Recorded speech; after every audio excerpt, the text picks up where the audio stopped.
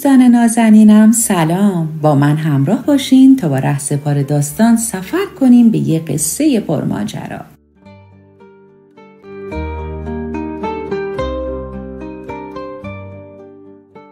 روزگاری یک مرد گدا بود که اسمش گدا علی بود و به گدایی عادت کرده بود و هیچ وقت تن به کار نمیداد.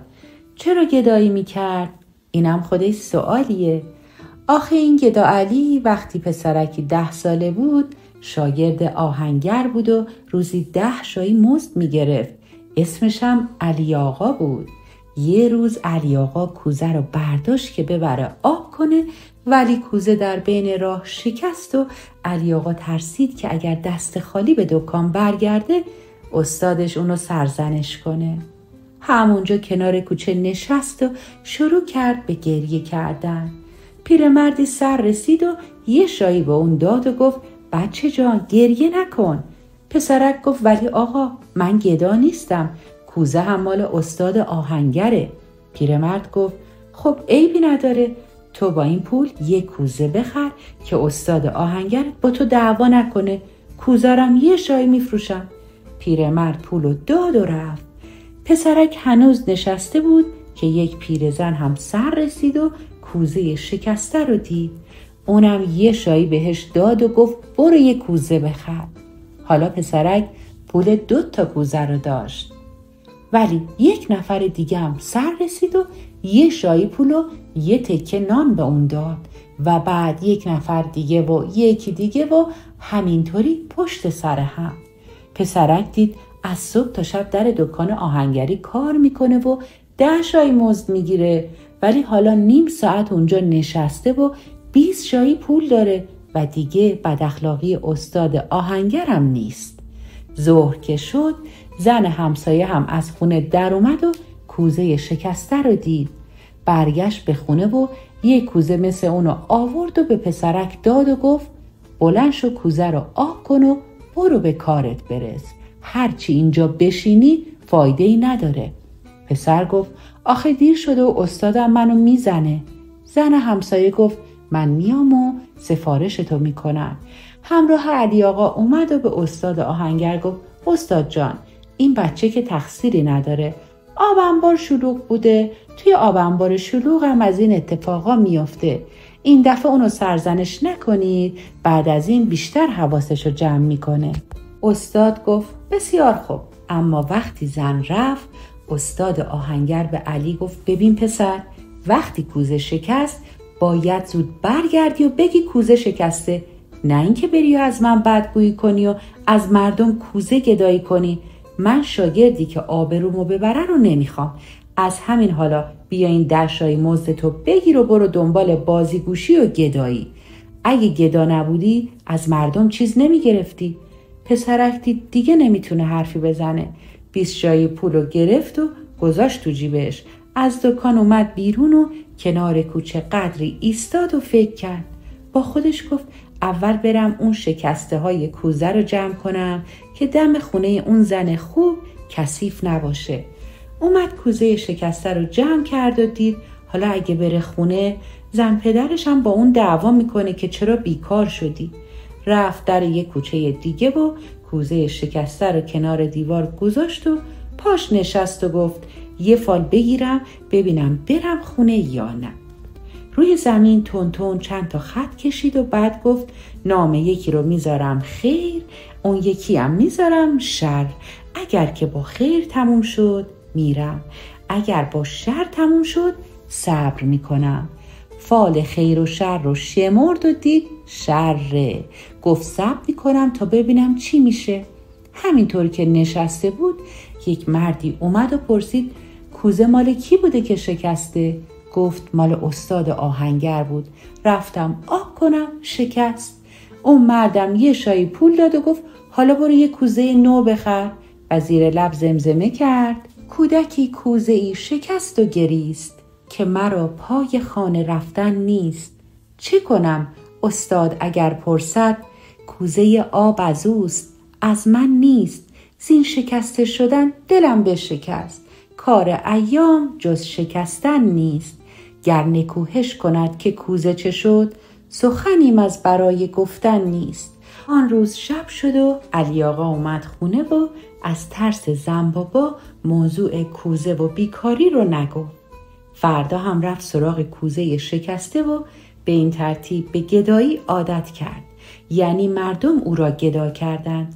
هیچ کس برای ثواب کردن به او درس نداد که سواددارش کنه و شخصیت اون رو بزرگ کنه، ولی برای ثواب کردن به اون یک شایی پول دادن و اون رو چشت خور کردن که گدایی کن. هوش آدمم در هر راهی که بیفته توی همون راه پیش میره. یکی توی کار صنعت پیش میره و اختراع میکنه، یکی توی گدایی حیله سازی میکنه. کودک کوزه شکن کم کم یاد گرفت که هرچی بیشتر فقیر و درمونده به نظر بیاد، مردم بیشتر بهش کمک میکنن. هر روز یک اختراعی کرد تا بیشتر بدبخت به نظر بیاد. دستش رو چلاق کرد، پاشو لنگ کرد، لباساشو خاکمالی میکرد، قش کرد و 1000 حقه زد تا پول بیشتر از مردم بگیره. پس عجیب نبود که حالا هم هنوز گدا بود و تن به کار نمیداد. مردم اینطور پسندیده بودن و این داستان گذشتش بود. حالا علی آقا بزرگ شده بود و اسمش هم شده بود گدا علی.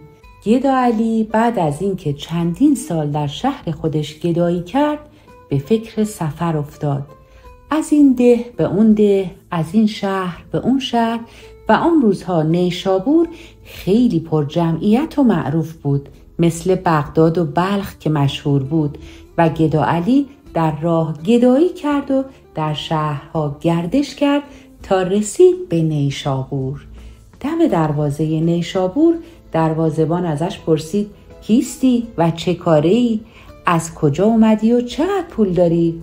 جواب داد هیچی، اسم من گدا علیه و از ابرقو اومدم و فقیرم و بدبخت، یک کمی هم پول دارم. دروازه‌بان پرسید هیچ کاری بلد نیستی؟ گفت چرا؟ یک کمی آهنگری بلدم. دروازه‌بان گفت بسیار خوب، میتونی وارد شی، ولی مواظب باش در نیشابور گدایی نکنی، چون مردم نمیخوان گدا داشته باشن و گدایی اینجا خریداری نداره.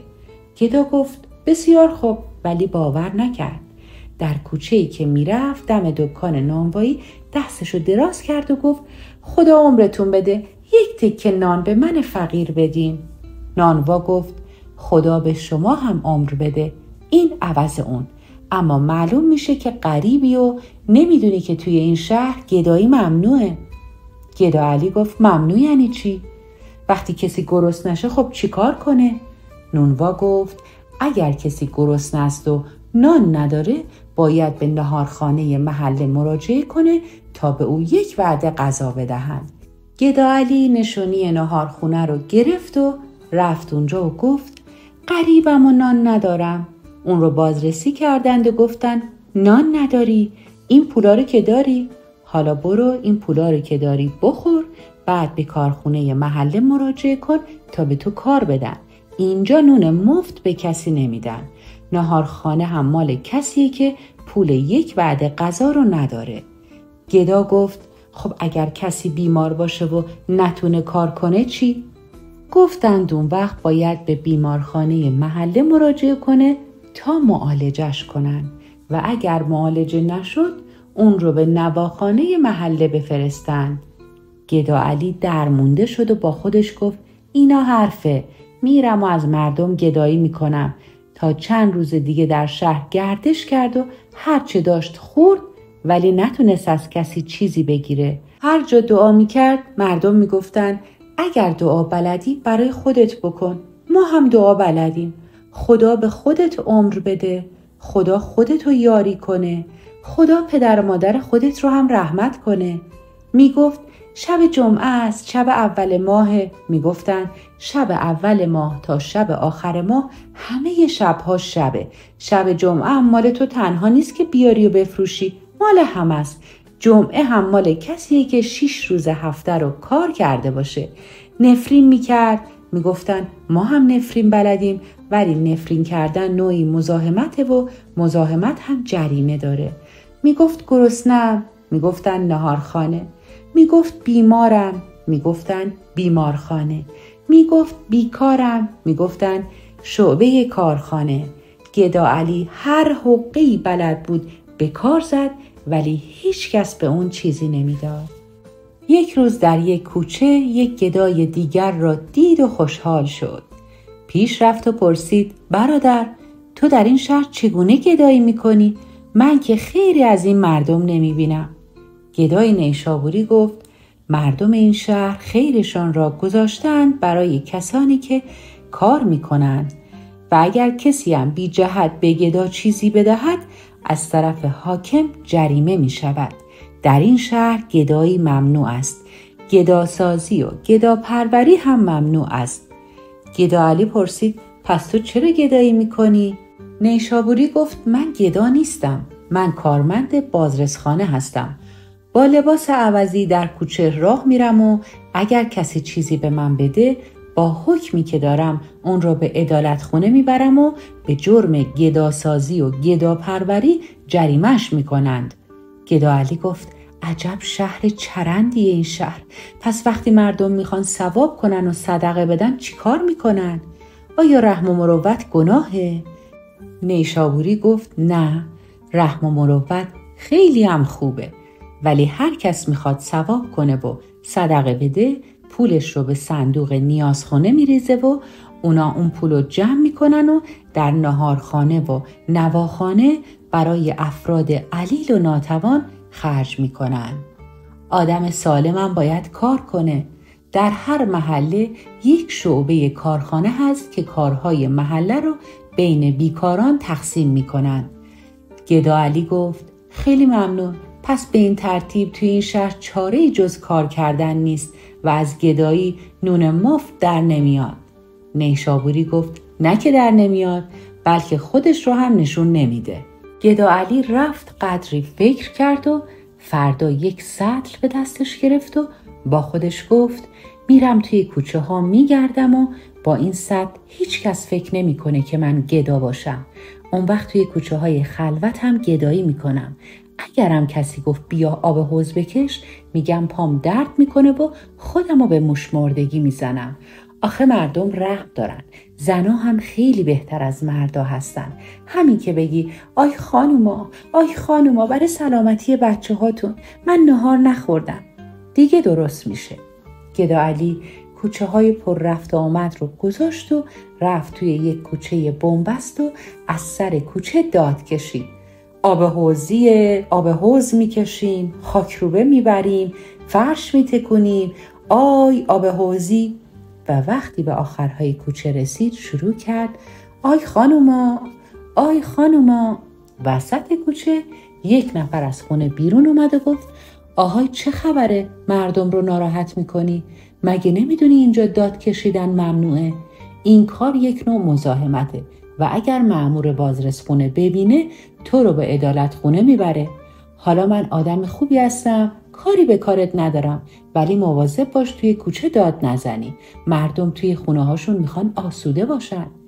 گدا علی گفت: ای مرد، پس تو رو به خدا حالا که آدم خوبی هستی به من یاد بده که چیکار کنم. من غریبم و نمیدونم توی این شهر چیکار باید بکنم. حالا که آب حوضی بده، آیا چوبک فروشی آزاده؟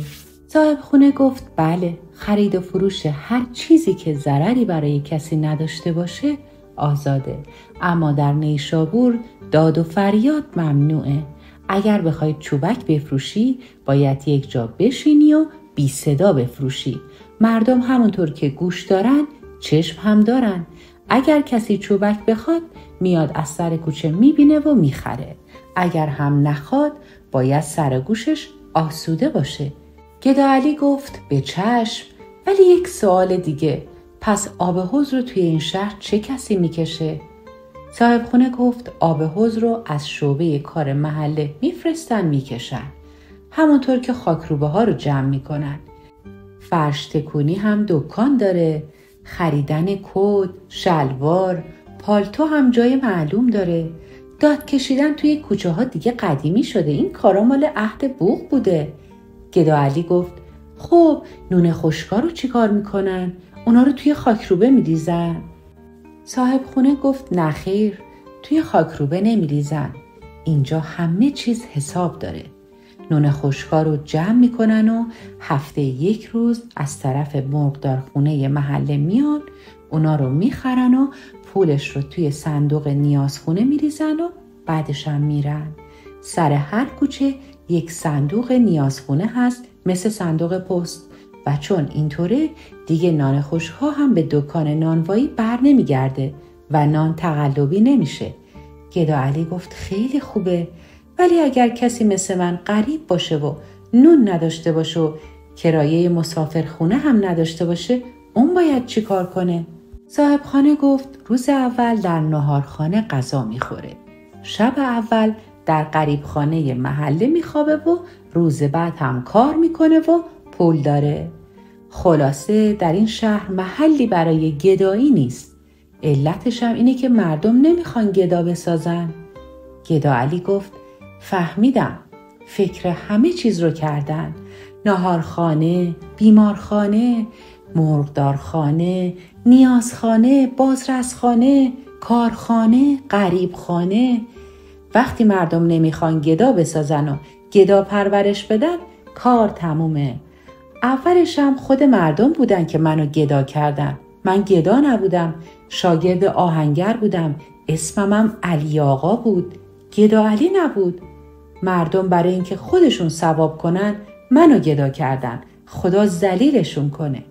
گدا علی دیگه چیزی برای خوردن نداشت. فردا صبح به بیمارخانه محله مراجعه کرد و گفت بیمارم و فقیرم. هنوز نمیخواستم به کار بده. اونو معاینه کردن و گفتن بیمار نیستی، اگر فقیری باید به شعبه کار محله مراجعه کنی. هیچ چاره‌ای نبود. به کارخونه مراجعه کرد.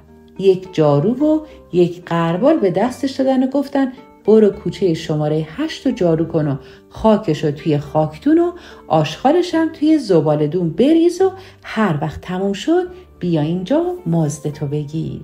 گدا علی رفت و همین کار رو کرد و مزدش رو گرفت. پس از چندین سال گدایی لذت کار کردن و عزیز بودن رو چشید. روز بعد سازمان کار محله او را به آب حوض کشی در خانه‌های شماره 11 و 17 کوچه شماره 21 فرستاد و پس فردا اون رو به شستن دیوار سنگی آرامگاه شیخ عطار فرستادن. شب به رفیقش در مسافرخونه گفت امروز دیوار امامزاده رو می شستم. رفیقش گفت اینجا دیوار امامزاده نبود، دیوار آرامگاه شیخ عطار بود، همان کسی که مردم او را درویش و تارک دنیا می دانند. اما بیش از همه کار می کرد و در داروخانه‌اش صدها نفر را درمان می کرد. گدا علی گفت به هر حال من امروز در این امامزاده با خودم عهد کردم که دیگه هرگز گدایی نکنم.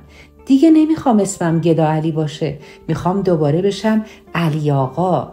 علی آقا کم کم دید از این کارهای روزانه دلش راضی نمیشه و میخواد شخصیت بیشتری داشته باشه. یه روز به رئیس کار محله گفت من آهنگری بلدم. گفتن چی از این بهتر؟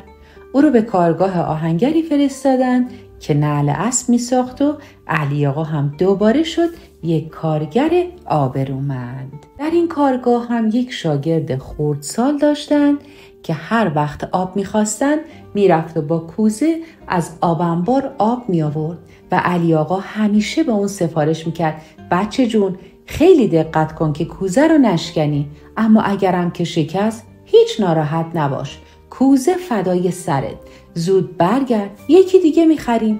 اگر کوزه شکست هیچ وقت پای اون صبر نکنی و زود شکسته هاشو جمع کن و توی زباله‌دون بریز و از اونجا فرار کن. همکاراش میگفتند علی آقا تو خیلی برای کوزه سفارش میکنی. علی آقا میگفت من یه چیزی میدونم که از کوزه شکسته بدم میاد.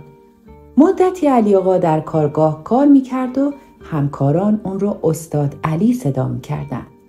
چندی بعد اون رو همراه چند نفر از کارگرا به شهر سبزوار فرستادن تا اسب‌های حاکم سبزوار رو نعل کنند. در سبزوار کسی او را در لباس کار دید و خیال کرد که گداست. دست در جیبش کرد و یک سکه پول جلوی اون دراز کرد. استاد علی آهنگر گفت این چیه؟ آدم خوب گفت پوله، مگه فقیر نیستی؟ استاد علی گفت فقیر خودتی. من مدت هاست دیگه فقیر نیستم. کارگرم و با عزت و احترام زندگی میکنم. تو حالا دوباره میخوای گدا بسازی؟ حیف که توی نیشابور نیستی و اگر نه تو رو به عدالت خونه میبردم تا جریمت کنن. آدم خوب گفت چرا دیگه جریمه؟ استاد علی گفت برای اینکه مردم نیشابور نمیخوان گدا بسازن و چون مردم نمیخوان گدا داشته باشن، حاکم نیشابورم میتونه به آسونی گدایی رو علاج کنه. دوستان عزیزم، ممنون که تا پایان این داستان با من همراه بودین. هر داستان آینه‌ای از حقیقت‌های پنهون یک گوشه از این زندگی. تا داستانی دیگر، رهسپار داستان بمانید.